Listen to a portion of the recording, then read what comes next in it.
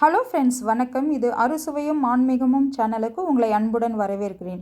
நான் இன்றைக்கி தேங்காய் சட்னி செய்ய போகிறேன். அதுக்கு முன்னாடி நம்ம சேனலை நீங்கள் ஃபஸ்ட் டைமாக பார்க்குறீங்கன்னா சப்ஸ்கிரைப் பட்டனை கிளிக் பண்ணிவிட்டு பெல் ஐக்கானையும் கிளிக் பண்ணுங்கள். அப்போ தான் நான் போடுற வீடியோ உங்களுக்கு அடுத்தடுத்து நோட்டிஃபிகேஷனாக வரும். வாங்க வீடியோக்குள்ளே போகலாம்.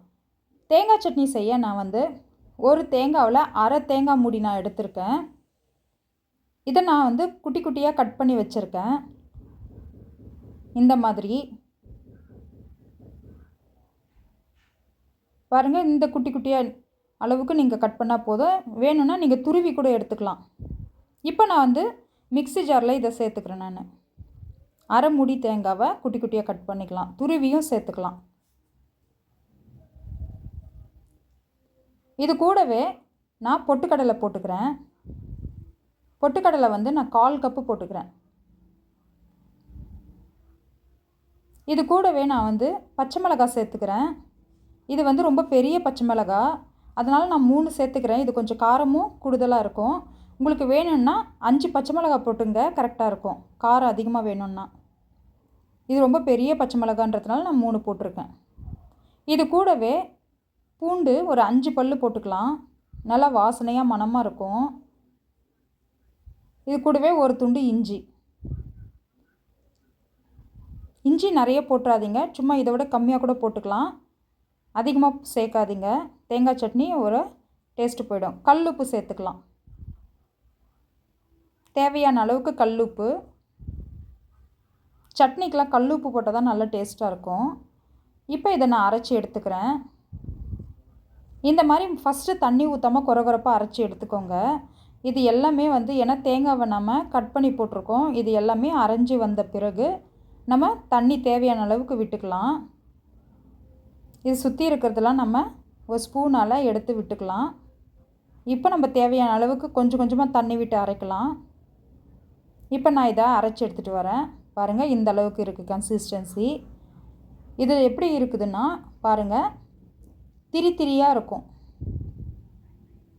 இந்த பதம் சில பேருக்கு பிடிக்கும். இந்த பதத்துலேயே நம்ம சாப்பிட்லாம். இது ஸ்நாக்ஸுக்கெலாம் நல்லாயிருக்கும் இந்த பதத்தில். ஆனால் நம்ம இட்லி தோசைக்கெல்லாம் நல்லா நைஸாக அரைச்சா தான் டேஸ்ட்டு நல்லாயிருக்கும். பார்க்கவும் நல்லாயிருக்கும். திரி திரியாக இருந்தால் கொஞ்சம் நல்லா இருக்காது. இது ஸ்நாக்ஸுக்கெலாம் ஓகே. இப்போது மறுபடியும் இதை அரைச்சி நான் எடுத்துகிட்டு வரேன். பாருங்கள் இந்த கன்சிஸ்டன்சி எப்படி இருக்குதுன்னு சொல்லிட்டு. இது கொஞ்சம் எப்பவுமே தேங்காய் கொஞ்சம் முத்தலாக இருந்தால் கொஞ்சம் திரி திரியாக இருந்துட்டு தான் இருக்கும். கொஞ்சம் இன்னும் நல்லா அரைச்சி எடுத்துக்கணும். இந்த கன்சிஸ்டன்சி ஓகே. இப்போ இதை நான் ஒரு பவுலில் மாற்றிக்கிறேன். இதை நாம் தாளிச்சிக்கலாம். தாளிப்பு போடுறதுக்கு நான் ஸ்டவ்வில் ஒரு பேன் வச்சுக்கிறேன். இதில் நம்ம 1 டேபிள் ஸ்பூன் எண்ணெய் விட்டுக்கலாம். கூடவே 1 டீஸ்பூன் கடுகு சேர்த்துக்கலாம்.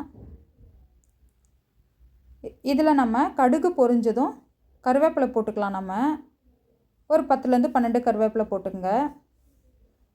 ஸ்டவ்வை ஆஃப் பண்ணிவிட்டு கருவேப்பிலை போடுங்க, இல்லைனா ரொம்பவே தீஞ்சிரும். அவ்வளோதாங்க, தாளிச்சாச்சு.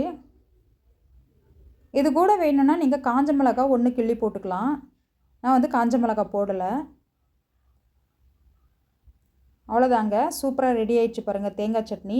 இந்த தேங்காய் சட்னி ஸ்நாக்ஸுக்கெலாம் ரொம்பவே நல்லாயிருக்கும். நான் இன்றைக்கி பஜ்ஜி செஞ்சுருக்கேன். மிளகா பஜ்ஜிக்கு தேங்காய் சட்னி ரொம்பவே ஆப்டாக இருக்கும். அதனால் நான் பஜ்ஜிக்கு மிளகா பஜ்ஜிக்கு இந்த தேங்காய் சட்னி அரைச்சிருக்கேன். நீங்களும் ட்ரை பண்ணி பாருங்கள். எப்படி இருக்குன்னு சொல்லி கமெண்ட்ஸில் சொல்லுங்கள். பிடிச்சிருந்தால் லைக் பண்ணுங்கள், ஷேர் பண்ணுங்கள், சப்ஸ்கிரைப் பண்ணுங்கள், பெல் ஐக்கானை கிளிக் பண்ணுங்கள். நான் உங்களை அடுத்த ஒரு வீடியோவில் சூப்பரான ரெசிபியோடு சந்திக்கிறேன். நன்றி, வணக்கம்.